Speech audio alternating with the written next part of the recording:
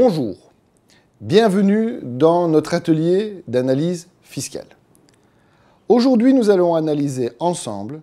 4 méthodes différentes d'acquisition d'un bien immobilier,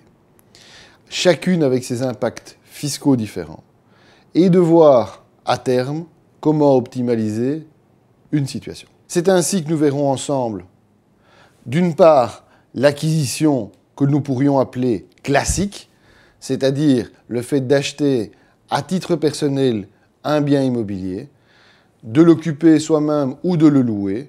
et de rembourser le crédit fait à la banque avec de l'argent net, c'est-à-dire après toutes les ponctions directes et indirectes fiscales.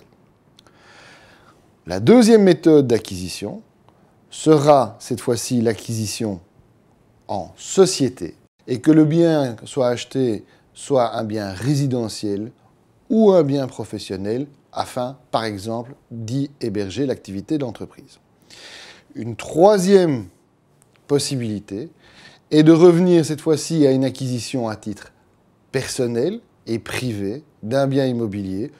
que ce bien soit à nouveau totalement ou partiellement professionnel à destination de l'entreprise ou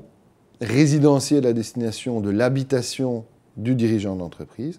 mais cette fois-ci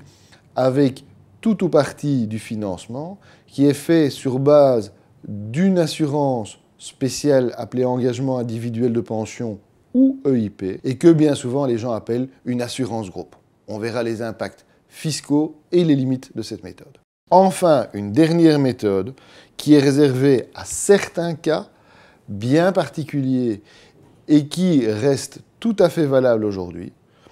qui est ce qu'on appelle le démembrement de propriété, c'est-à-dire la séparation du droit de propriété sur l'immeuble entre une société et une personne physique, l'un achetant ce qu'on appelle l'usufruit, nous le verrons, c'est-à-dire le droit d'utiliser ou de percevoir les loyers du bien pendant une période de temps, l'autre, en règle générale, la personne physique, n'acquérant le droit que de récupérer la pleine propriété, c'est-à-dire l'intégralité du bien,